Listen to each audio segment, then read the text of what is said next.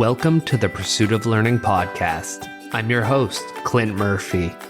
My goal is for each of us to grow personally, professionally, and financially, one conversation at a time.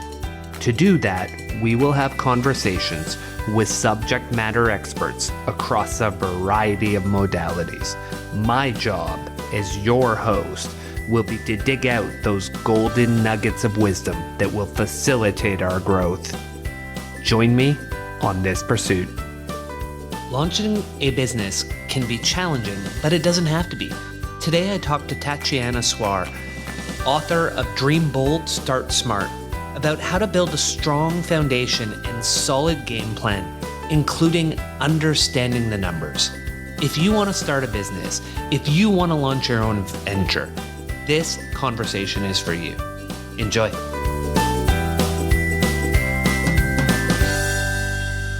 Tatiana, welcome to the Pursuit of Learning podcast. Can we start our conversation with what are some of the things that are motivating you in life right now? And what are 2 or 3 things you want to make sure we get across to the listeners in our conversation today?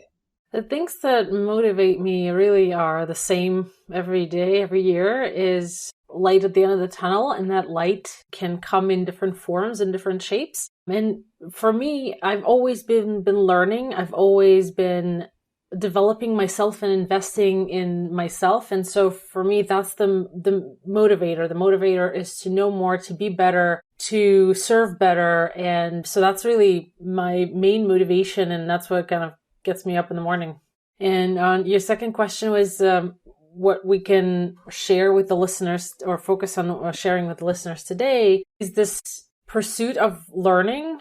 I think that it's very important to always be learning, to always be developing, because as soon as you stop doing that, you already are behind. And in many ways, it can be in business, it can be in life, it can be in financial stability or whatever it is. I think that it's super, super important to learn, and especially when it comes to money, numbers, and taxes. Yeah, agreed. And that's why I love talking about learning and growth personally, professionally, and financially. And too many people focus on just one bucket or the other. And so what we're going to do is we're going to talk mostly through your book, Dream Bold, Start Smart, Be Your Own Boss, and Make Money Doing What You Love. So we're going to talk through that. Lots of questions, great read. It will help anyone who wants to start their own business. And one of the things that jumped out at me right away, early in the book, you wrote, it took you 10 years to realize what business owners were really missing. Know what the steps are before you actually start a business, and then understand how to run that business when it comes to money, numbers, and taxes. What was it that led you to that realization after 10 years? So for about 10 years, I've worked with small businesses from different industries, with different leadership styles, and just completely different businesses. Every business is different, and no two businesses are alike. And so I've worked with businesses for a number of years, and I got to see the most intimate part of it all, which is finances. And so I put 2 and 2 together. I looked at how people make decisions, how they grow, how they succeed or not, based on what's happening in their money, numbers, and tax area of their business. And about 5 years ago, I've made a decision to stop working with startups. And the reason was that typically startups didn't need someone like me up front. They just needed some basic stuff done right. And also they often didn't have the budget for someone like me. So, but at the same time, what I saw that when experienced business owners would come to me, which is typically the way the relationship starts and happens with my firm, when they would come to me, I would look at their books, their taxes, their whole scenario situation, and think to myself, if only they could have skipped all of that trouble, all of that heartbreak, all of those mistakes, if only they started better. And so that's kind of what prompted me to write a book, because I stopped working with startups, but at the same time, I saw how transformational the advice and the support that I provide to my clients is for their businesses and their lives, because ultimately business is personal. And I saw how transformational it was. And I thought to myself, with the book, that is a roadmap for someone who's starting a business, wants to start a business, or have been at it for a year or two and just isn't sure about how to proceed, how to move forward,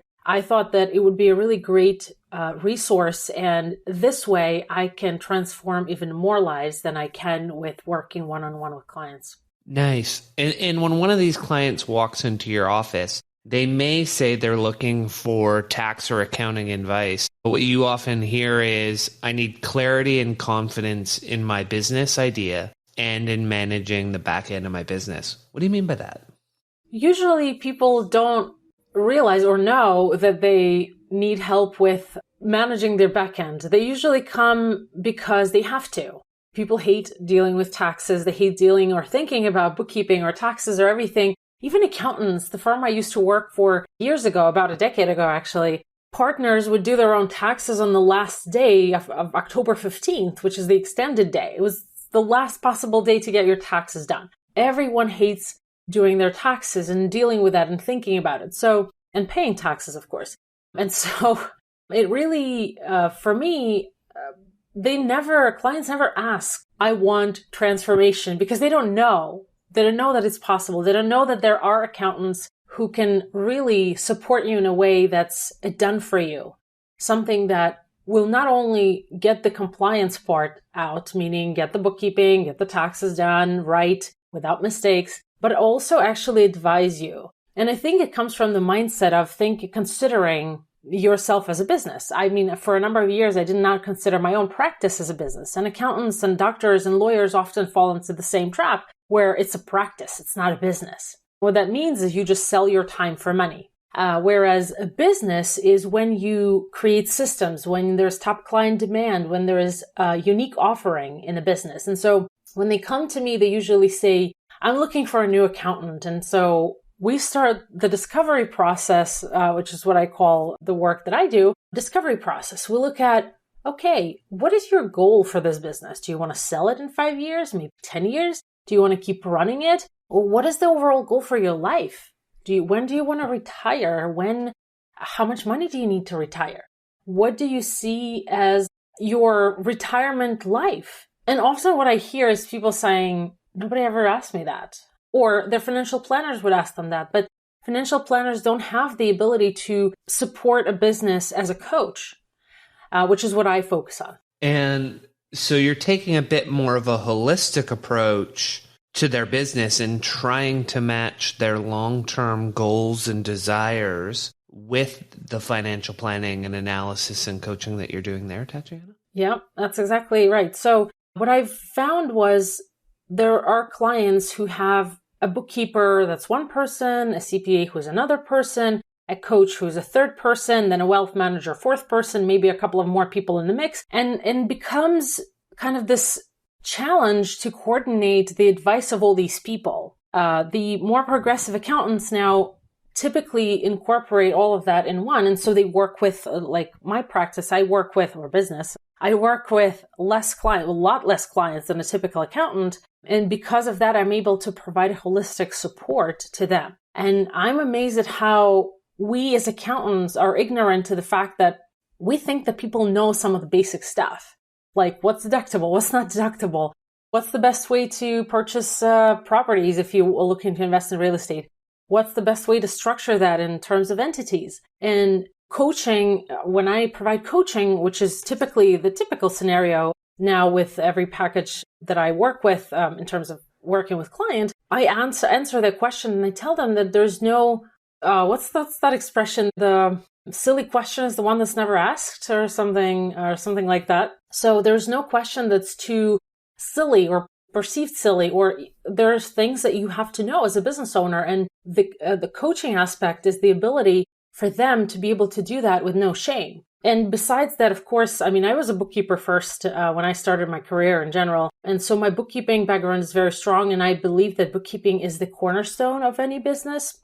And typically, I start with an overhaul of their bookkeeping and review and making it perfect and their compliance to be done right. And that's really the support that they are looking for. But the clients love the coaching aspect of it more than anything, because they don't care. I mean, they don't care about the taxes, how perfect their tax return is, but they do care about how successful their business is, how they can use the power of numbers to make a business decision, which is ultimately the goal. Can you tell me more? Use the power of numbers to make business decisions. What does that look like? So that's where bookkeeping starts to play a critical role. Properly and correctly done bookkeeping, which is very rarely the case for a small business, is the cornerstone of the business decision making. And the reason is that I use systems, and it doesn't have to be any specific software, but I primarily use QuickBooks Online, and I manage companies from anywhere from 100,000 to 25 million in QuickBooks Online as a financial hub, I guess is the right word. And I believe in the power of numbers. And I want to tell you a little story, if that's okay. So when I was 17, I went to Germany for a school trip, and it was my first time abroad. And German school took us to a water park. And I grew up in a Soviet country, so there were no water parks. So for me, it was a big deal. It was an indoor water park. And I really had a blast there. I was on the slides up and down 100 times. I think people maybe thought I was a little crazy. But anyway, kind of closer to the end of the day, I noticed a huge swimming pool kind of to the side of the park. And I went to take a look. And it kind of, looked deep off the edge. And there was a diving tower next to it that didn't seem so high from the ground. And I think that that's kind of how starting a business is perceived. It's just starting a business. It doesn't seem so high or so hard to do. And so I went up the stairs somewhere kind of halfway through or in the middle of the staircase, I guess, I started losing my breath. So it got a little harder than I thought. By the time I got to the top, I was out of breath completely, and there were a couple of people in front of me, so I had to wait, and so I was able to catch my breath. And then I came to, when I got my turn, I came to the edge of this high dive board. It was about 33 foot high. There were 3 boards, and I, of course, went for the top one. I came to the edge of that board, and I looked down, and I got scared. It was really high, and it looked really deep from the top. And so I remember thinking, I wanted to leave actually, but then I saw people behind me from school. Some of them were from our school. And I thought that they would shame me, for being a chicken. And I was standing there wiggling my toes, and I was always good at math, but I remembered my math teacher always used to say that math saves lives. And it sounded silly when she said that, especially to a teenager.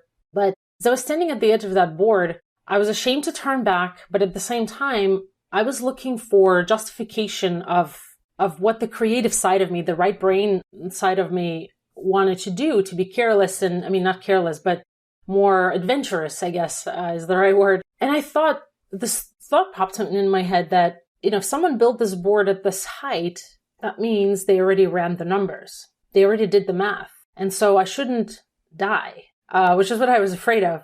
And so it was the first time in my life when I pushed my fear aside intentionally. And I've experienced that same feeling many times in my life when I was making decisions. But then when you have the support of numbers, when, businesses are started by visionaries, by creatives, by right brain people, right? And the reason that 50% of them fail in over 5 years, which is a well-known statistic, is that their vision is not supported by the left side of the brain, which is the numbers side, right? The logical, the linear thinking, the not so fun part kind of the business side. And I think that every time I talk about making decisions in business, I refer back to the diving board because that's exactly what it feels like. Starting a business is jumping into something that's unknown and scary and potentially dangerous, something that can kill you. But it's important to remember that numbers will give you the power, the support, the vetting of what either your business idea or your business decision. And that's where the power of numbers come in. When you look at your past numbers, you can see trends. You can see kind of unexpected indicators, potentially. You can see expected indicators as well. And you can also, using the past, you can not necessarily predict the future, but you can at least create a reference point, a baseline. And that's where making decisions looking into the future, I think, is important, using the power of numbers. So when it comes to money and numbers, there's a lot of myths that people have, and I love you shared 4 of them. The first one is always fun. I don't have time for this, I'll deal with it later. Can you dive into that myth and why it's such a challenge for people like you and me? Yeah, I think there's this whole attitude of fake it till you make it that startups in the Silicon Valley kind of is a little guilty of. I mean, we're not pointing fingers here, but certainly that's where it came from. In the Silicon Valley, and I know this firsthand, meaning actually, well, I guess secondhand. I've worked with a few companies in the Silicon Valley, and have friends who have startups and work for startups in the Silicon Valley. And the idea is to fake it till you make it as the next Facebook or the next whatever, something. And there's this attitude of, and I don't know even where it comes from, but like, let's say small business owners, people who are just starting freelance. Oh, I didn't make any money, so I don't have to file. Yes, you do. And actually, you can get audited if you don't. And because it's typically something that triggers an audit, even if it's a small amount.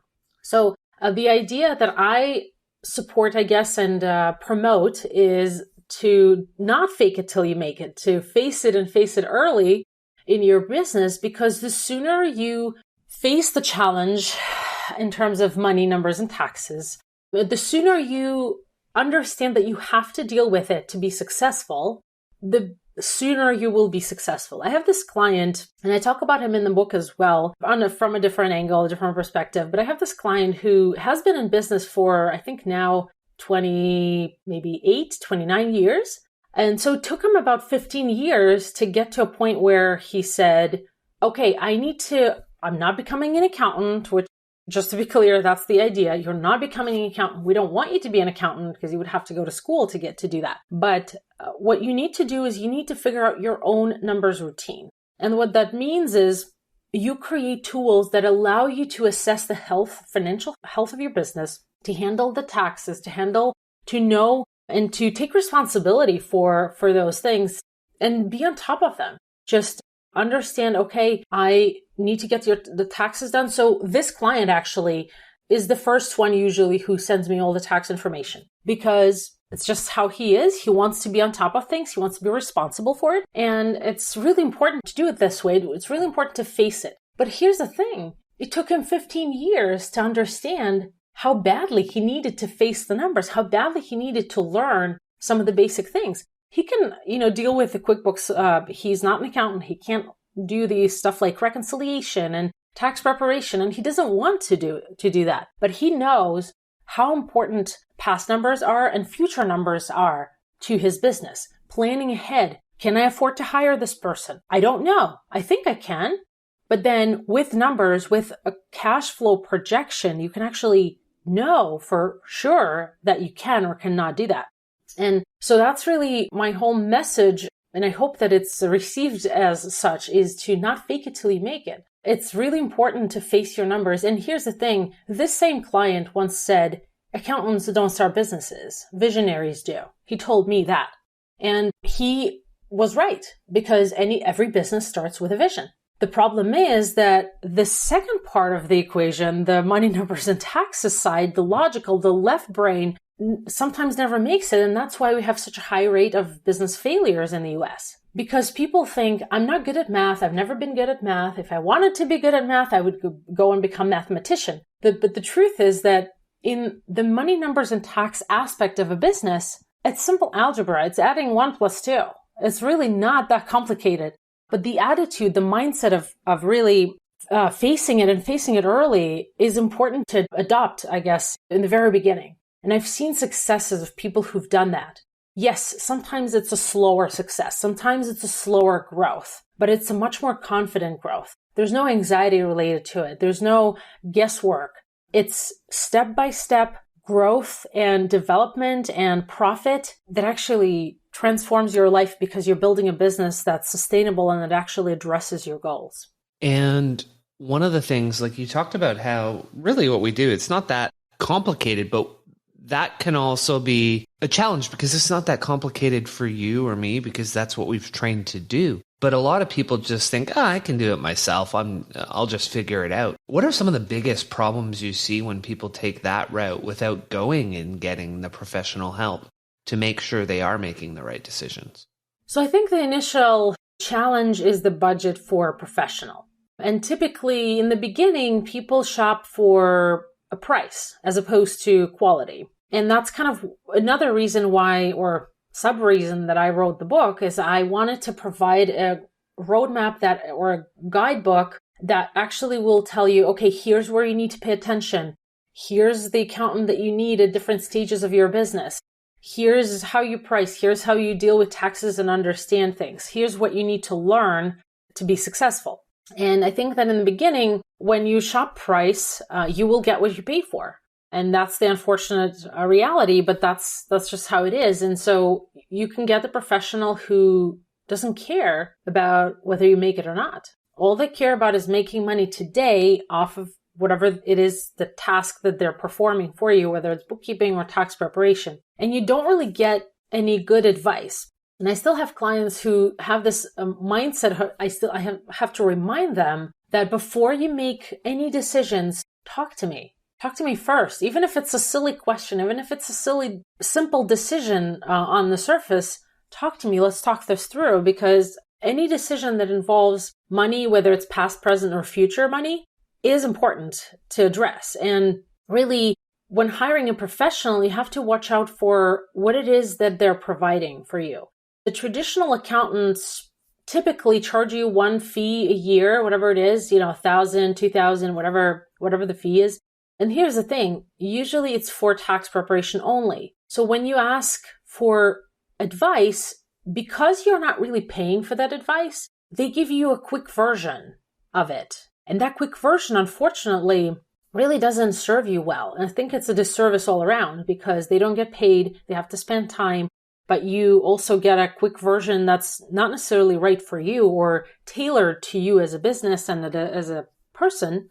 And so that's where also part of the problem is. And so when I work with, that's the reason why I don't work with startups, is because they typically don't have a budget for someone like me, and they only need some basics that are pretty much the same for everyone.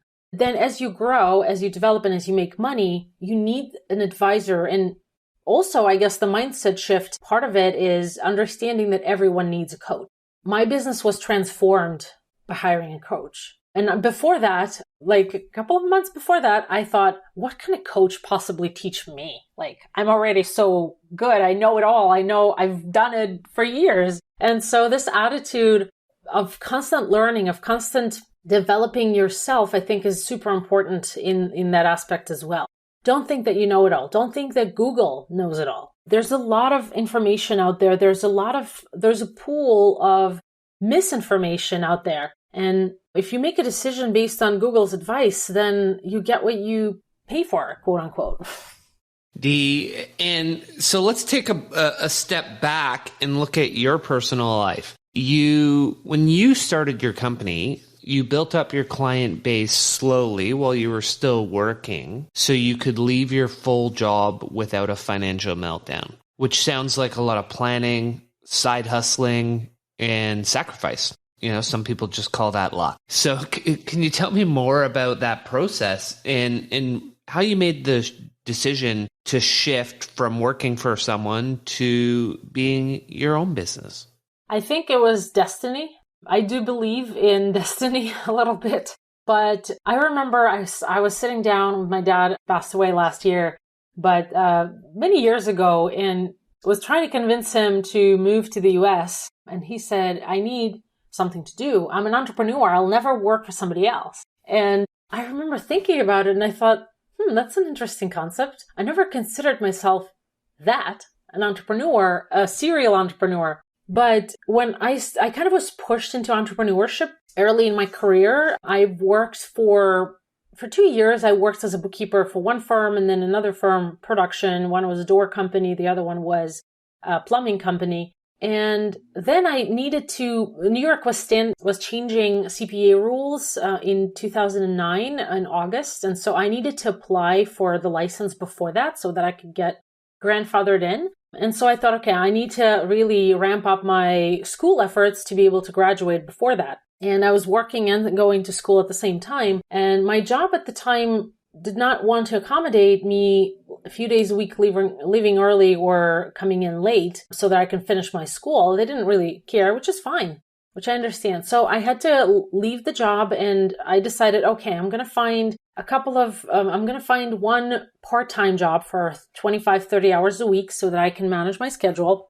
And what actually happened was that there was a lot of demand for bookkeepers for a day a week or a day every 2 weeks or whatever. Sometimes it was 2 days a week for different clients. And so I ended up actually taking on about 45 hours of work. But because it was spread out throughout the week, some of it was done remotely, some of it was done in person, but in different schedules. Because of that, I kind of learned really quickly how to manage my time. I mean, I graduated with the highest honors. And the reason was that I was so good at managing the time between the jobs, between the school work and so on and so forth. So I kind of was pushed into this entrepreneurial world by the circumstances. And then when the time came when I graduated, I actually was a little heartbroken that I had to work for another CPA because that means working for somebody else. And I was already used to not necessarily working Mondays or, whatever it was, or not used to really asking for someone's permission to go to the doctor or to go do whatever needs to get done. And that's kind of how the initial push into it happened. But then, I went to work for a CPA firm because you have to get licensed experience so that you can get your own license. But also it was really good tax experience. And that was my first tax and audit experience. And it was really transformational. It was a small firm in New York City, but they gave me hands-on experience from day one. And so I don't regret that at all. But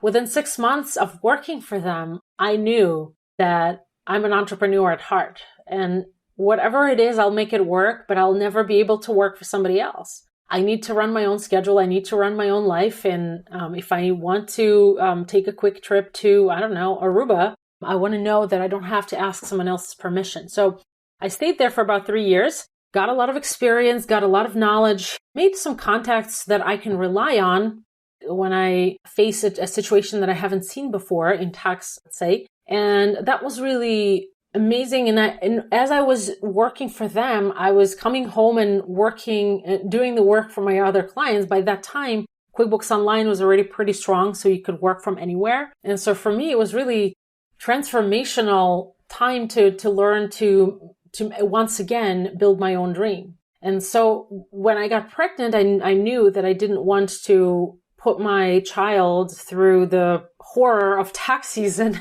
And so I quit and I remained as a consultant for some time and also built my own client base and really enjoyed being flexible and being with my kids. And that was really, for my life, was transformational. That's wonderful. So let's dive into someone else wants to start their business. The first question that you say they should ask themselves, is my idea a good one?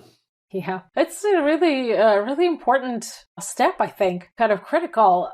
And the reason that I put that into the book was because I've had numerous occasions. I only give one example in the book of that, but I've had numerous occasions of people, even my own husband, coming up with an idea. Oh, I have this great idea for a business.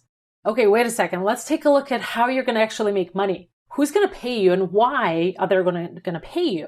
What does that business model look like? And why is it a proposition that people can't say no to? And if it isn't, then it's maybe not such a good idea. I'm a big proponent of really having several businesses at the same time, or several lines of revenue, several streams of revenue that come into your business. Because I think that relying on only one is ignorant.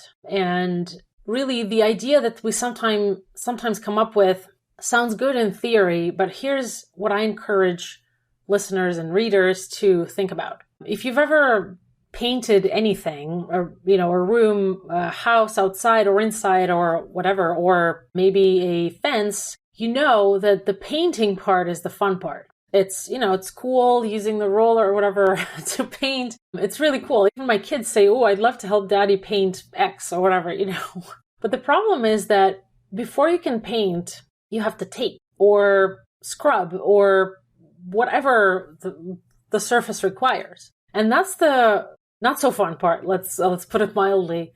And that's what people hate doing. So when you think about your business idea, think a few steps ahead, kind of like in chess. Think a few steps ahead.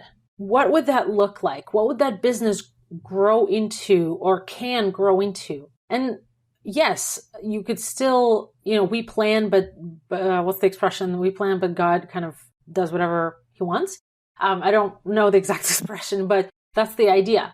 We create plans don't necessarily work. But the idea is to think this through with all of the pros and cons that a business can potentially be like. And I'll give you an example. This client of mine that I describe in the book, they've been very knowledgeable in the wine industry. They know wine really well. They can recommend a good wine for someone's taste and so on and so forth. And they decided to create a platform to skip the middle person, to have wine stores order directly from, let's say, small wineries in California, making it up. But who would pay for that? That's the question. Who would pay to use the platform? How can you grow that business into a different stream of revenue? You can't. Or you need to maybe think this through and have several strategic sessions with yourself or with your partner, with your coach, potentially, and really think this through. Because look at every single business that ever has become a success. Let's say Spanx. They started with shapewear, and now they're doing all different kinds of other things. They're doing underwear, lingerie, or whatever. I don't even know what actually they do. They do a lot of other things. But that business grew because there was strategic approach to that growth. It's not just, I'm selling shapewear that's really cool, that's cute, whatever. It was much more than that. It was deeper than that. So the question is, first, how are you going to make money? And second, how can you make money from peripheral businesses? That's what I encourage all of my clients to do. Because think about an accounting business. Actually, I'll give you an example that may illustrate that better. I once interviewed for an attorney, a trust and estate attorney, and he was doing taxes as well. And I asked him, "You're an attorney. Why are you doing taxes?" This was over a decade ago. And he said, when I prepare someone's will or design a trust situation or trust document or whatever, I actually pretty much never see them again.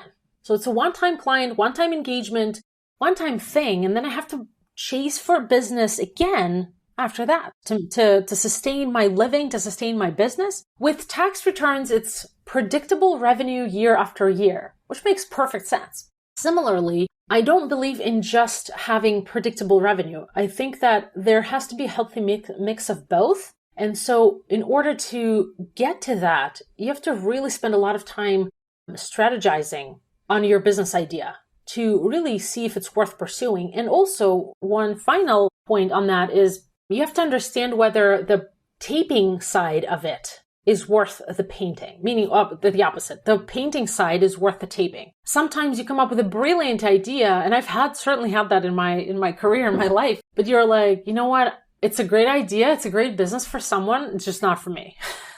Because that taping is so painful and so uninteresting for you that you just don't want to do the painting. And so that litmus test for me is an important step in that whole process too. So how many people come to you and you're having these conversations and they don't know how their business is going to actually make money, which seems fundamental? I think that my client, when he said that accountants don't start businesses, that visionaries start businesses, I think he was right. I personally did not consider my business as a business until about 5 years ago, which was, for some of my clients I was having conversations, they thought it was bizarre that an accountant, CPA, MBA with all of the accolades and credentials doesn't treat their own business as a business. And I think it's applicable to a lot of professionals. Like I've mentioned, lawyers and doctors, it's called a practice, not a business. In a business, you leverage other people's time to make money, and where you yourself stop selling or minimize selling your time for money. That's really what a business is in a nutshell. And I have this conversations. I don't no longer have these conversations. I only have them with friends and acquaintances, but because I don't work with startups anymore. But in my coaching program, I do exactly that. And people have this idea, I'm going to build a platform that will connect truck drivers who have space in their truck to, I don't know, someone who needs to ship something from somewhere to somewhere else. Great. Who's going to pay for that? Okay. thought process starting, something's boiling in your head, and that's kind of the process. And sometimes it comes out with good answer to that. Sometimes it doesn't. And if certainly see more of the doesn't than does most of the time. The reason is that we get so excited about the idea, about our vision, that we forget to do our due diligence, which is kind of my whole approach.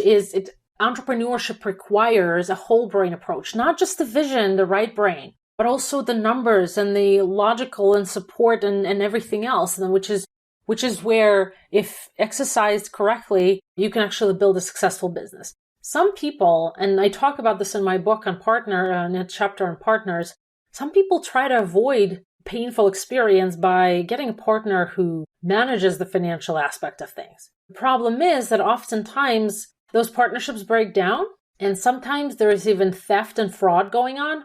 So I believe that even if you're in a partnership, you have to know exactly where every penny is going, where it's coming from, and why, and how to make more of it. And it's so fundamental that it's interesting how people, I guess not use, but I'm looking for a word, have this fear and anxiety related to the financial aspect of things, and they try to leverage their risk by getting a partner or not addressing it at all or something else. And it's really, to me, anytime I have a conversation like that, I tell them that's not the right way. You have to learn the numbers, but you don't have to wait 15 years to get to that realization. You can actually do it today and skip all the anxiety that's related to that. There was something important you said in there with the difference between a practice and a business. And often in a practice, you're just selling your time. And one of the things I thought that was very valuable in the book was in 2018, you made a decision to stop selling your time, and instead you started selling value. What was it that drove that decision for you? And can you talk about what that concept is for people? Because I think this is something I really try to emphasize with a lot of solopreneurs, is you're not selling an hourly rate, you're selling what you provide the other person. Can you share what that transition was like for you? Absolutely. I actually, in 5-6 years of being again on my own, after I quit the CPA firm, I actually realized that I was getting very busy, especially during tax season. But my bank account didn't get proportionately bigger. And so I thought something's wrong. Like, I'm trying really hard. I'm working so hard. I'm doing all of this work. I'm constantly learning, because as a CPA, you have to do a continuing professional education, which I love because you get to learn new things and new concepts and new strategies and tools. And so it's really a good way to, I guess, bring more value to your clients. But I realized there was this award that I got that triggered this whole, I guess, psychological analysis in my head. Probably in May or June, I can't remember, of that year, I applied for the Intuit's Firm of the Future Award. And to apply for the award, you had to describe a client case where you use technology to transform a business. And I described how I converted a budget feature in QuickBooks into a cash flow feature by doing a couple of tweaks. And so 3 months later, I get notified by Intuit that I was a runner-up. So I made it to top 15 around the world. It's top 3 in the country. So 3 firms were chosen in Canada, in US, in Australia, in UK, and I believe India. And my firm was one of them. And I thought, this is all great. I'm very proud of myself, but it would be nice if that actually translated into money. And I was working already so hard. In tax season, I worked sometimes weekends, which I always hated because weekends are for families. And that's one of my non-negotiables now as well.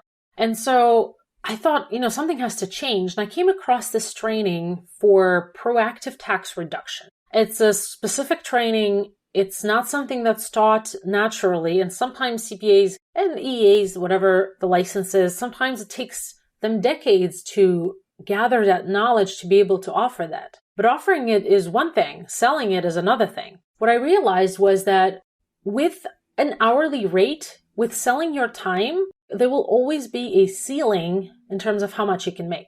And that realization kind of stopped me in my tracks. And I thought, I don't want there to be a limit. I don't want to work like that.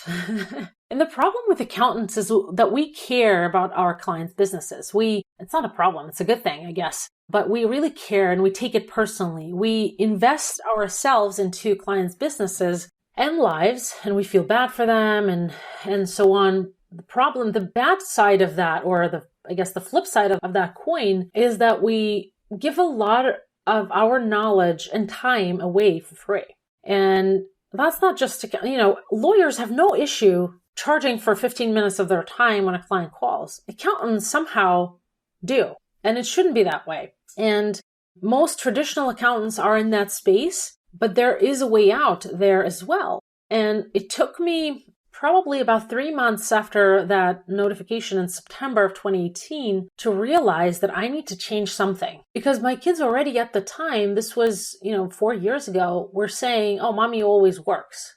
And that's not what I wanted. I wanted, we start businesses to be free, to manage our own time, to manage our own life. But then we end up being prisoners of our own business. And that's not what I want or ever wanted.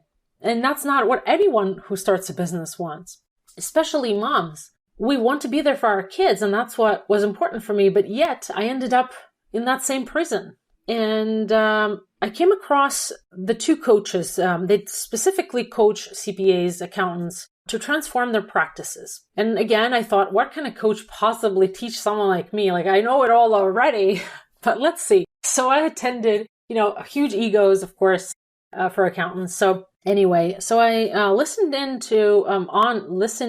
in at a session. They had a free session for everyone. And I really liked what they were saying. And I thought, that's interesting. So I signed up for that program. I actually couldn't afford it at the time. Got a new credit card. I charged it on a credit card. And I thought, I'm going to do that and never look back. I'm going to just go for it. I'm going to make the best of it. And I'm every coach's dream. I'm a student that implements everything. And listens to and implements everything. So I didn't know that when I joined. But anyway, nevertheless, I actually joined that program and at the same time joined a tax reduction training as well. And it was transformational for me, for my life, for my business, for my kids. I actually set boundaries with clients. I actually set up a system of pricing clients. Within a year, I doubled my revenue. Within 2 years, I tripled my revenue. And right now I'm actually at a quadruple rate of my revenue at the time. And with an accounting business that's a virtual business, you don't have a huge overhead. Just obviously people, payments, I guess, salaries, and etc. And now I actually work a lot less. Off season, I work 2 days a week in the business, sometimes less. And that's in that same year in 2018 was when I joined, but when I finished was May of 2019. And in August, I joined the workshop to write a book. And I've been very busy for the last 2-3 years, but not running this accounting business. And when you talk about value, there is actually a really interesting, I always remind myself of that. It's not a joke. It's more of an anecdote, I guess, a story, where a ship company couldn't get a ship to work. The engine, they've tried everything, fixing the engine. And then they called someone. Do you know that one? They called someone who knocked in a few places, charged them $10,000. And when they asked for a breakdown, they said knocking on the engine, $2, $9,998 is knowing where to knock. And that's the same with every professional service. You're not paying for my time, you're paying for my experience. If it takes me 5 minutes to get it done, but it took me 10 years to learn, I'm not going to charge you for 4 minutes. I'm going to charge you for the value that it provides to you. That's the mindset shift that I experienced. But also there's this woman in my coaching group. She's actually worked with a coach before I joined. She was in their first cohort. And I remember talking to her, and she also has a child. And I remember talking to her, and I'm like, and she says, listen, I had this situation a month ago. A client comes to me September 15th, which is the extended due date for business returns, is on Monday. The client comes in, calls me, a potential client calls me on a Friday night saying they owe so much in tax. What can you do? And so she spent Saturday analyzing and running the numbers. She spent Sunday meeting with them and doing the work, finalizing it for Monday. And she said, well, I was going to charge them whatever, like X. But then I realized that I solved their problem. I got them to pay less. Great. But who's going to solve my problem of missing a weekend with my child? And that really resonated with me. I was like, damn, she's right. Who's going to solve my problem? I work for you over the weekend, but then if something happens to me, you'll turn around and hire another accountant in a blink of an eye. Nobody cares. And so that was really a moment when I realized that I can no longer proceed in this manner. And this season is the season when I actually decided to refer out all of the once a year clients. So I have about maybe 15 of them, tax returns, once a year, lots of hand-holding, lots of babysitting, and honestly, not that big of a return. So I decided to just refer them out somewhere else and have a better life for me and my family and do what I want to do, which is speak, write, and do some taxes on the side too. And focusing on the clients that are true clients that you have year round and you're their advisor, not a one hit, hey, do my taxes. All right, talk to you next year. Exactly. And that's the work that's really meaningful. And I am excited to do that work because I see how transformational it is for them. That's what really excites me, to see the full circle for their journey, to see, oh, remember we did that work a year ago? I finally see the result of it and it feels really good. And now I have a business that actually supports my family and I can rely on. Oh, I love it. So the next thing we need to do as a business, we need to assess our risks, and you call it sink or sail factors. What do you mean by sink or sail factors, and how does a SWOT analysis help us with that? So sink or sail factors just come from ships. And there are a couple of stories where that I tell in the book about well-known situations, I guess, when a ship that was labeled unsinkable actually sank. Not Titanic, a different ship. And a ship that was said to never sail actually sailed because it was done right. And so understanding your strengths and weaknesses, and those can be both internal and external, is critical because I think that it all has to do with psychology and mindset. If you're ready to attack that weakness or that threat, you know what to do. And I actually learned this, it's not in my book because it's not mine, but I learned this concept of the crisis response curve from Mike Michalowicz. Mike Michalowicz is the author of Profit First. It's a very well-known book. He's an author of many other books, but that by far was the most impactful one for me and my clients. And Mike Michalowicz really, he talks about this crisis response curve that kind of starts high up with a shock stage. So when the pandemic happened, people were in shock. Then the next stage kind of going down the line is actually called a desperate action. So first it's the state of shock, then it's desperate action, and then it kind of bottoms out at the evaluation stage. And so then the curve kind of tilts upward and we move into deliberate action, planning and deliberate action, and then kind of growth from there. And so the idea is that by knowing your SWOT, which is strengths, weaknesses, opportunities, and threats, where strengths and weaknesses are internal characteristics and opportunities and threats are external characteristics. It's a concept that's taught in the MBA program, and it's pretty well known. But the idea of you knowing those before you move forward, before you start, before or as you start, and having a plan of action, if that happens, what do we do? You get to skip the shock and the desperate action, which is detrimental to your business, and move right into evaluation. Okay, what do we do? And, when the pandemic first happened, a lot of restaurants were hurt significantly, and especially in New York City, it was, the restaurant industry was just, slaughtered. It's awful. But in Jersey, in, New York State, the rest of New York State, and Connecticut, now that's where I live, so that's kind of how I know. Many restaurants moved right into evaluation and then said, okay, let's take a step back.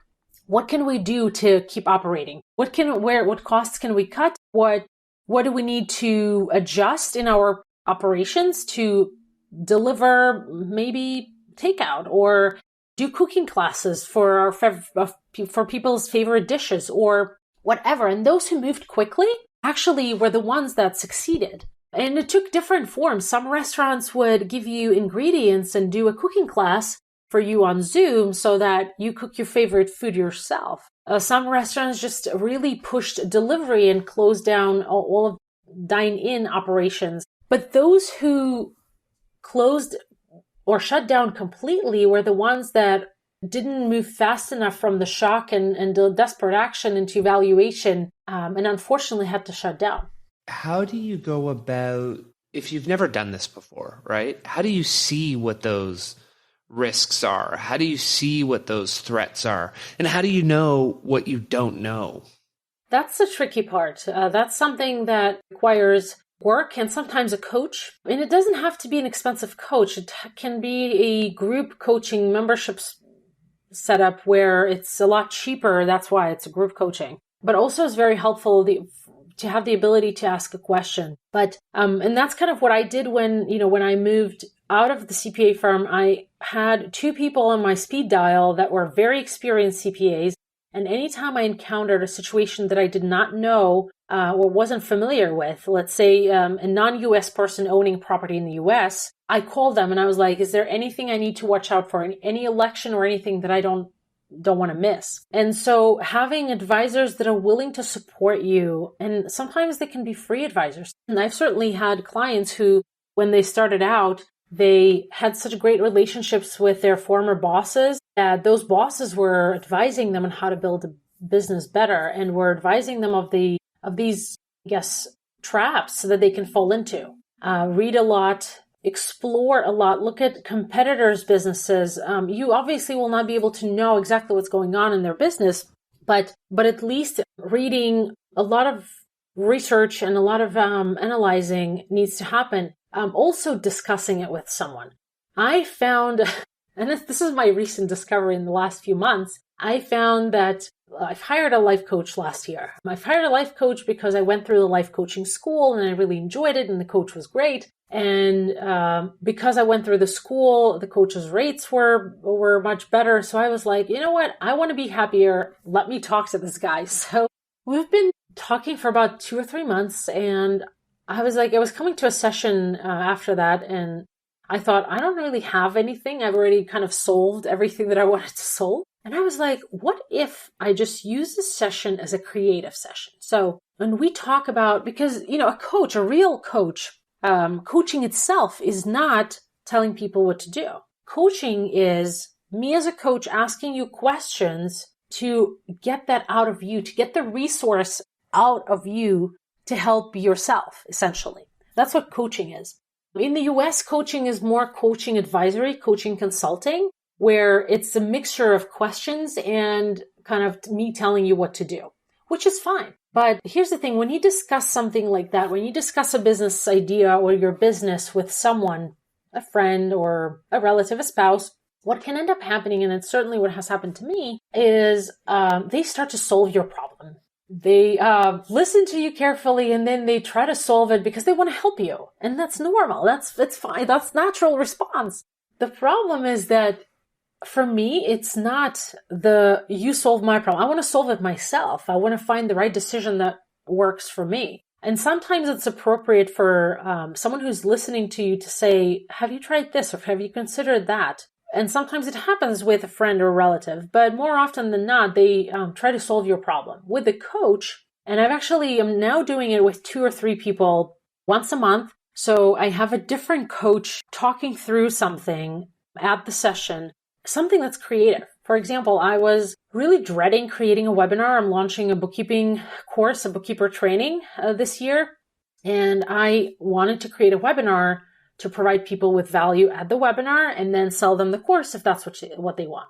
And I was dreading preparing that webinar. Like, I didn't know where to start. How do I even provide value? What do I even do? And so I used one session with one coach and another session with another coach to listen to me and to ask me questions.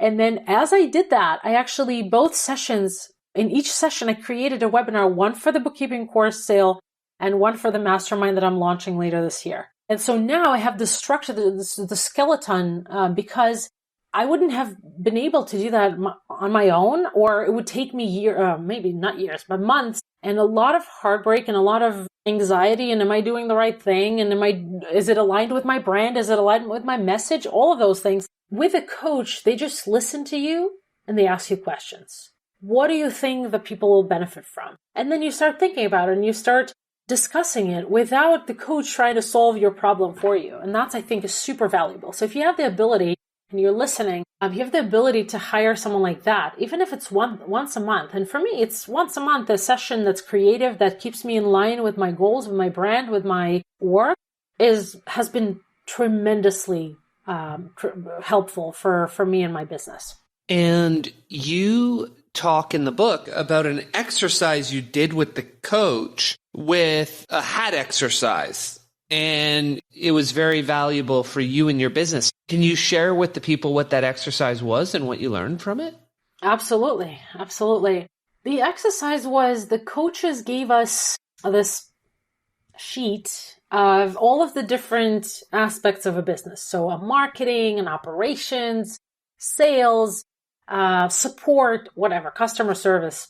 And I was looking at that. It was a pretty big, about 6 columns, about, 5, 6 rows. So sub roles, I guess, for each of the aspects. So in marketing, it would be, let's say, Facebook ad manager, online business manager, or whatever, all of the different things. And as I was looking at it for my tax business, it changed later and I'll explain why. But as I was looking at it, I realized I really enjoyed working with people. The coaching aspect is what I really enjoyed. The putting numbers into a tax return, not so much. And honestly, if the books are done correctly, if the bookkeeping is done perfectly, preparing a tax return is not hard.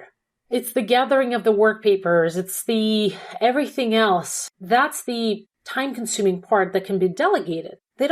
People don't need to have a CPA to organize work papers for a tax return. And so when I looked at that sheet, I saw only maybe 2 or 3 areas out of, 25, 30 that I really wanted to keep doing. And everything else, I was like, I hate it. And that's when I thought, oh my God, before that I had this mindset of, I just want to be on my own. I don't want to hire anyone. My husband always said he's been a manager at big companies before switching to another company, and he's been through all of that. And he always said, when you hire people, their headaches become yours. And so kind of knowing that, I always thought, okay, I'm just going to be on my own. I'm not going to hire anyone. But when I did that exercise, what I realized was that if I do this on my own, I will never be free. And that's when it dawned on me that I need to hire someone. And that year I actually hired an assistant, and now she's bookkeeper, and also does some tax entry work and work paper organization. I've certainly hired other bookkeepers and accountants for my business, but that's what that exercise was about. And for me, and I even created a version of it for my book because of how transformational it was for me. And I think that this exercise is important to be done early into your business, that analysis, because visionaries start businesses based on the painting aspect, not the taping aspect, right? And so the taping aspect is what most people hate. And here's the secret. Every job, every business has both. But visionaries often don't think about it. You still have to deal with all the not so pleasant side of business or practice or whatever it is. And if you kind of have a plan of outsourcing or delegating it, even if it takes you a few years to get there, that's okay. Knowing that will help you make decisions that will drive you in that direction, which I think is super important. There was another part to your question I think I missed. No, that was good. And can you, for some of those parts, you can outsource them too, right? Absolutely. The tax planning and analysis is something that I personally do because it takes special training and also experience that most accountants that you hire will not have, and it'll probably take them a few years to learn. And the coaching part as well. It's easy to coach, it's easier to coach people when you have had about 17 years of experience working with small businesses, because you've already seen it all. And even before the person says, oh, I was going to try this, you can even preempt that by saying, I've seen people try that, and here are potential shortfalls or potential traps that you can run into. And that's really helpful. That's not something you can learn. That's something that only comes from experience. So there's two things you mentioned in there that I think are worth expanding on. And one of them was you talk about the concept of a team of geniuses and also having a board of advisors when we're starting a business. And you mentioned how you have your coaches and that you had a couple advisors. So how do you differentiate between the team of geniuses, the board of advisors? What's the role of each? What should be sort of the composition of those teams look like, Tatiana? So one of my clients who was a startup in 2011, I believe, or 2012, they're still around. They're doing amazing things. But what he secured an accountant, a really good accountant that I helped him build projections for investors and things like that. But he also had some really good help outside of that. His employer, that was my client, which is where we met, he agreed to provide advice and sort of coaching as needed to my client for free. And then another person said yes, someone who's very experienced. So you need to, everybody loves to give advice. The problem is that you need to make sure that the people that you recruit, and again, they can be free and unpaid mentors, potentially advisors who've been in business a couple of times, maybe build several businesses. You need to ask for specific feedback and advice. And, this is something I learned. I actually just came back from training for public speaking, and this is one of the top training centers in the US. And what they make it really clear in the beginning is that we as students cannot coach each other. That's the director's job. We cannot advise each other. And so when we ask for feedback, let's say I'm practicing a part of my speech that I don't feel confident in. I come in and I set the stage and I say, okay, so in this section, I'm looking to see if you can hear my through line. If there is a place where your mind started wandering or something like that. And similarly, when you build your board of advisors, and there is a difference between the two, the board of advisors are people who don't have a financial interest in your business. They advise you because they want to mentor you or whatever, and they advise you and you ask for specific advice. If you ask them, and you should never do that, but if you ask them, okay, how do I make my business successful? That's not a 1-hour conversation. Rather, do you think this approach or this approach would work better? What's been your experience? And sometimes good mentor would sometimes, if they see something that they're not familiar with, they'll acknowledge that. They'll say, listen, I'm not familiar with that, but let's see if we can find someone to talk to us about this and figure it out for you with your help. And that's advisors. They're kind of like a satellite. That's why kind of in my book, it's a dotted line going to the advisor, leading to the advisors is because of their support role. Their role is to help you in the big picture, not in the nitty gritty. The team of geniuses is really I'm referring to professionals. So the right accountant, the right, sometimes attorney. Sometimes you don't need an attorney. Sometimes you do with patents and intangibles and things like that. And also potentially someone who will deal with operations. The reality is that people who are starting out do a lot of the things themselves. And so I think that's important to have this thought or goal in mind is when you're doing it yourself, document your process. Document everything, whether create a little video for every step or whatever, because that's essential to then find the right person into that role. And if you have the budget, you can hire professionals, your geniuses, but look for people who have passion for what they do.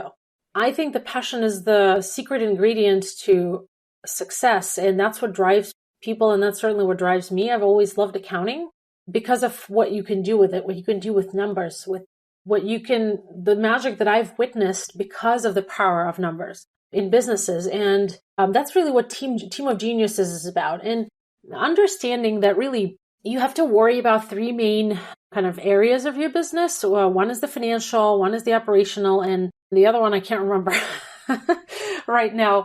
What I put in the book, because I know that it has IT and other things, support functions. But the idea is that you have it very clear. You don't need 100 departments.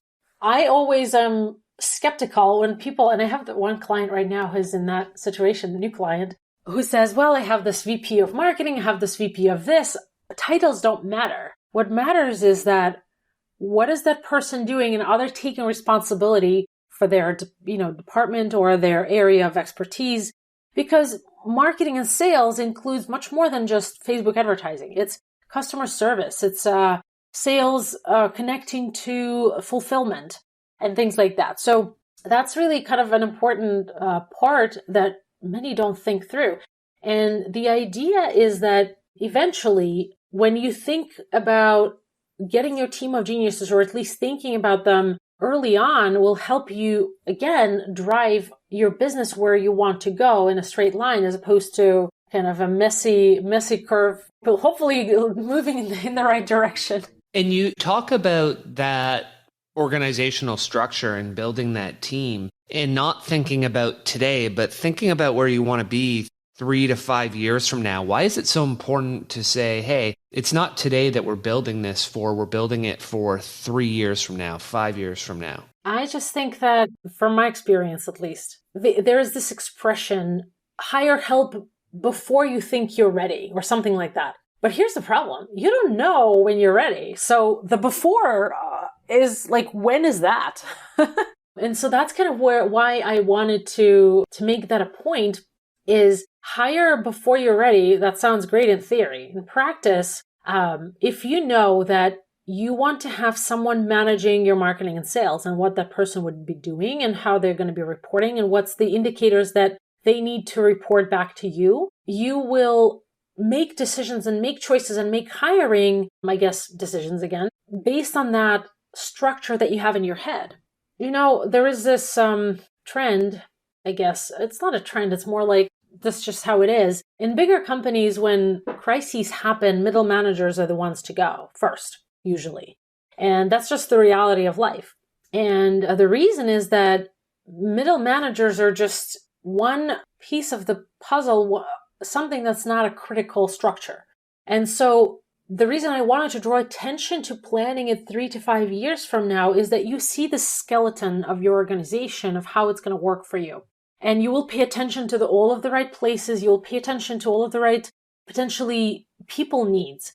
Because I've been privy to one of my clients' growth, and it's been tremendous growth over the last 4 or 5 years. Problem is that they didn't think the structure through, and they've just been hiring to fill the voids. And you can end up with a lot of redundant work, inefficient work as well. And you will lose money because of that. And so I'm a big opponent of wasting money. And I think that by thinking it through for 3 to 5 years from now, you can avoid that, because you'll know exactly where the person you need will fit in, I guess is the right expression. And that will help you find the right person with the right attitude and the right skill set for that position. Love it. And so all of this has been on the planning side of the business. And so now we'll dive into a couple things on the actual running the business side.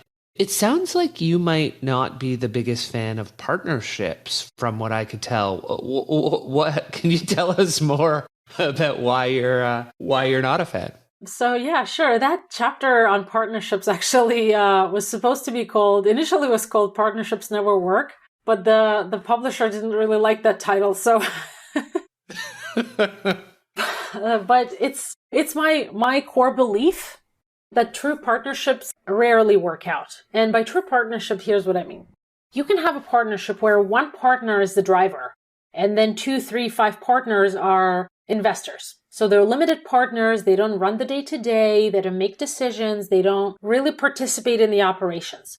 Then you can have a partnership. But then it's not a partnership in the full sense of the word. And so that's kind of the starting point there. But true partnerships where there are 2 or more active partners managing the business will rarely work. I mean, 50% of marriages break up, right? About 50%. And so my client called partnerships because he was screwed by partners. So he said, when I told him that I actually have a chapter in my book that says, don't do partnerships, he actually said, yeah, partnership is like a marriage just without the benefits. And so I totally agree with him, because you have to, when you get married, you have infatuation, you have love or whatever, hopefully. And even then, 50% of marriages break up because you're living with another person. When you have a partnership, you spend more time with that other person sometimes than you do with your own family. And so finding a soulmate in business is utopia. It doesn't exist. Just like finding a perfect partner, there's no perfect person. If there was, they would all be saints, and that's not how the world works. And so with partnerships, I've seen my share of them, and as I worked for a CPA firm, I've seen quite a few break up, and usually money is involved. So when everything is all good, typically the partnerships are strong and kicking. But as soon as some downturn in the economy or cash strain or mismanagement of cash or a theft or something where there's not enough cash to make payroll or something like that, that's when the problems start. And usually it's downhill from there. And that's kind of why I'm not at all a fan of partnerships. I think that a lot of people, especially women for some reason, and I have my speculation on what the reasons are, but especially women and men too get into those traps, try to leverage this, I don't like math, or I don't like to deal with the financial side. I'm just going to keep selling and you deal with the other stuff. So they try to leverage this fear because it makes them feel safe and soft and taken care of. The problem is that oftentimes it doesn't work. And especially if somebody else has access to your financial stuff, has control over it, sometimes you can end up not only hurt, but bankrupt. And this client of mine that said that it's almost like marriage, he actually came one day to his shop and found it completely cleaned out, his QuickBooks access removed. The guy was nowhere to be found. And another client, the new client that I just onboarded last month, actually had the same exact situation. Thankfully, that person didn't have any ownership in the business. They were just kind of like a right hand, but paid right hand. But they took out QuickBooks access, CRM access. They stopped connections to their sales leads. I mean, they really hurt the business. And so seeing all of that, when people come to me and they're like, we want to start a business together, we love doing this and whatever, I'm like, okay, guys, like you really need to learn more about each other first. And so I'm not a big fan. Absolutely not. Sorry, I had it muted. One of the other alternatives we talked about is getting investors. And I thought what your friend Frank said to you was super valuable when he said that everyone should try to raise funds at least once because you need to know, or you need the ability to sell your vision. Can you tell us about that and what your thoughts were on it? Yeah, Frank is one of my dear, dear clients. He's amazing and has had an amazing journey in his business. He's really grown so much over the past 10 years. And in the first few years of his business, he was trying to secure, and whether it was an angel or a VC investment for his platform. And the platform is pretty cool, pretty significant. It has to do with technology and valuing the social media appearance of celebrities and just models or whatever. So, because typically what happens is, and he worked in fashion before for my other client, what he saw was that when modeling agencies rent models for photo shoots, and those models have a pretty significant following, it's really hard to quantify the value of that following. So let's say a model puts a picture of herself on social media, or a celebrity for that matter, in a dress or in with that brand's computer or whatever. I don't know. There's value to that because it's impressions, it's free advertising. So there's definitely value to that. And this software platform that Frank has developed actually puts a dollar value on that so that modeling agencies and talent agencies and celebrities and et cetera, can actually say, well, I will do this partnership with you, paid partnership or whatever, but then also there's this much money that I'm going to charge you for the value of my social media promotion because I have all this following, I have all this attention. It's like paying for the impressions on Facebook advertising, but you're paying the celebrity or whatever to actually do that for you. And sometimes it's more organic advertising than just simple sponsored post. And so he was raising funds. He now has 2 businesses, which is what I've encouraged, 2 different businesses. And he said he went to about 120, maybe more, different Shark Tank types of events. And he was like, initially, people, because everybody loves giving advice, initially everybody would listen to it and say, it's a great idea, and here's what you need to change. And then, after he invested a little time in that, he said, what I've realized was that everybody gives me this advice, free advice. And I asked this one investor, if I incorporate your changes, will you invest in my company? Will you write me a check? And the answer was no. So then he stopped doing that. And that's really amazing, I think, and a good lesson to learn for all of us, that you need to be able to, and I was against investors when I was writing the book, but because I interviewed Frank for the book and his experience with investors, I actually changed my mind. I think he's absolutely right. I think that you have to be able to have one person say, I'm going to write you a check because I really like your idea. I wouldn't be involved. And that's where it really tells you, okay, validate it. Your idea is good. Maybe it needs more growth and improvement and etc. But somebody's willing to be a part of that and actually put their money into it. And so I think that's phenomenal tool that everyone should use. And not be afraid that your idea will be stolen, because honestly, to implement even a Facebook-like success, it doesn't happen overnight. As much as the Silicon Valley sometimes wants you to believe, it does not happen overnight. It takes sometimes years to get to a point of a success and venture capital and whatever and cashing out. And so before someone takes on an investor, what are some of the questions you want them to ask themselves? I would love for you to know why you need an investor. Why do you need the money? Is it to invest in technology and something that you wouldn't be able to do otherwise? Great. If that's the case, it's a good way to do that. But if it's to fund your operations, then it's a problem, because operations will continue happening month after month. And if you need a one-time cash infusion, you can end up disappointed. And I certainly described a couple of those cases that I've worked with where this drive of growing the top line at all costs resulted in a huge disappointment, financial disappointment as well. You keep investing in advertising and etc. Sometimes you need that for some products. And I've been looking at, I don't watch TV much because I don't have time for it, but you can pay attention to the advertisements when they're really pushing to get over that hurdle. So, typically the technology, and not only, I don't think it applies to technology, but any new idea, that adaptation of the idea or adoption of the idea, adoption of the idea is a curve that starts slow and it goes really low and really kind of slow until it reaches a critical point where it takes off in the upward direction. So sometimes I understand the need for a new product to get to that, to get brand recognition, to get demand and things like that. So I understand that. But if you're funding operations because you're losing money because you've hired too many people or whatever, then it's a bad use of investor money. And another question that you should ask yourself is, how much control am I losing? I explain in the book the difference between angel investors and VCs, which is venture capitalists. And oftentimes, the trend is shifting slightly, but oftentimes you will have VCs basically take a bigger chunk, give you more money, and tell you what to do. And really, sometimes you can end up losing this alignment with your values because of that, because the venture capitalists tell you what to do because they're giving you money.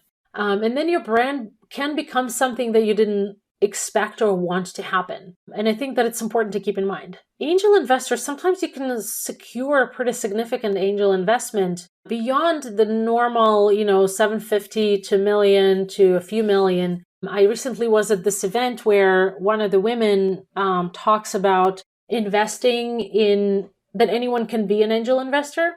And she was talking about the startup that she was involved in that collected 35 million of angel investments, which is great, which means that there are a lot of people involved, a lot of angels involved. And what angels don't want is to tell you what to do. They're providing the guidance, they're providing their expertise, their experience, and it's available to you as the board of advisors, that satellite, but they also don't want to tell you what to do. And they also keep a smaller chunk of your company. And so that could be potentially a really good way of securing the money that you need.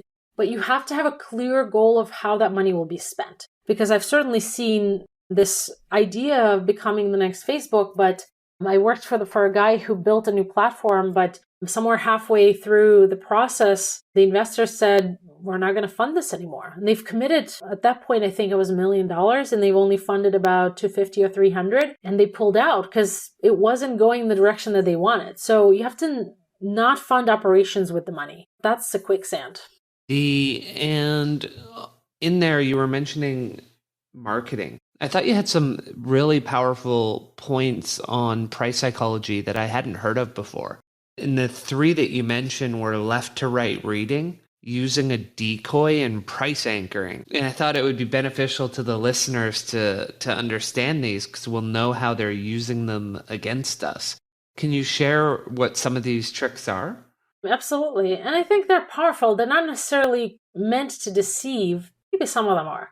But let's say the reading from left to right and placing or creating your packages from and putting the biggest one first, I think is powerful because it really sometimes helps you as a consumer make a better decision. And I'll explain why. So the reason, I'll start with the fact that the reason there are 3 packages is not more, not less, is because when there's 2 choices that you offer, and this is something that I actually did price psychology training at the same time as I did coaching, was coached and went through the proactive tax reduction training. I found it to be very powerful. There will always be people who will want to work with you but won't be able to afford your main offering. And your main offering should be your middle package. The reason it should be your main package is because 60% of people will buy your middle package, your main offering. But here's the problem. You will always have people who want the all-inclusive resort. I'm one of those people. You will always have people who want everything. So if you only offer one thing, then people who can pay you more and get more service, for example, don't do it, or pick somebody else, or pay you that main offering that you have. But there will always be people who want to work with you but can't afford that main offering, and this is what I mentioned. For them, you can create a package that's for you a walkaway price, which means that that's the lowest price that you want to offer for whatever value there is. And for me as an accounting firm, if it's possible to get done for an accounting firm, it's possible to get done for pretty much any business. What was powerful is, and this is something my coach teaches, is that when you start a conversation with the top package, it actually serves a couple of, purposes. Purpose number 1, it sets an anchor. So even if you have to go to the second package that's lower priced, less value, they already know that you have this higher offering and that the next package is going to be cheaper, but even if it's still expensive, technically expensive, even though I don't believe in that, and I'll explain why in a second, they'll think that it's still affordable. Well, affordable is another conversation, but they will love the next offer if they can afford it because they know that you have much more that you can offer. And also it serves another function, purpose, is it actually also sets the limits in terms of their engagement with you. They know that they didn't pay the all-inclusive resort price. And so what they'll do is they will actually respect your boundaries. So for example, in my top package, I have priority service. So evenings and weekends, if you need me, if it's an emergency, text me and I'll jump on it. But it's only in the top package. And when people look at the packages, they see that. So if they choose the next package, the middle one, they know that they can't expect the same service. So it really also manages their expectations, which I think is very powerful. And so I actually struggled in my lowest package for some time, developing it. And the reason there's 3 is because when you have 2, people are cornered, kind of have to make a choice, yes or no, and they end up sometimes not choosing at all. When you have more than 3, when you have 4, sometimes software has like 4 different, and you're like, I have no idea what to choose. You're confused, you're overwhelmed, and you end up again not choosing the package. Also, knowing that 60% of people statistically buy your middle offer tells you that offer should be filled with value.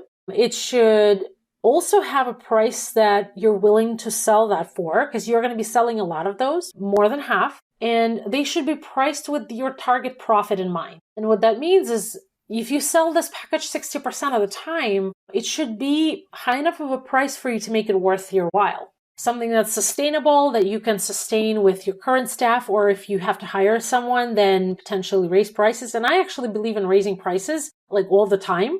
Not so great for groceries and gas prices, but anyway, I think that it's really powerful to raise prices. And I don't onboard a lot of clients, but when I onboard clients, I raise my prices every 2 clients that I onboard, because I feel like, okay, we're doing all of this. I feel like it really is much more expensive than it was before. And so that's really... Sorry, every 2 clients, you raise the price. And what, do you do it on a dollar basis? Do you do it on a percent basis? I think this is something that is immensely valuable right here. So I'll give you an example. So my current top package, and there are more expensive packages that I sell that are just tailored to the client. So when I do a concierge done for you service where I support the client's accounting staff, I drive their CFO function and their tax function as well. Typically, it's much more than that. But for a typical small business, my top package is $3,500, and that's an all-inclusive resort a month. For that, you get support, you get coaching, you get a lot of different things. The middle package used to be, and this price used to be about $2,500 about a year and a half ago. My middle package was at $1,250 for a long time. And then I thought to myself, I do all this work, but I feel like we do all this work, and I feel like it's a little too little for that work. So I raised it to $1,500. Now it's at $2,000. And then the lowest package I don't really sell. I have it, but I don't really sell it. But that's kind of the idea. The idea is that as I onboarded clients, let's say last year, I realized, okay, I'm running payroll for their kids. I'm running this and that for them. That requires more time, or actually more knowledge on how to do it correctly.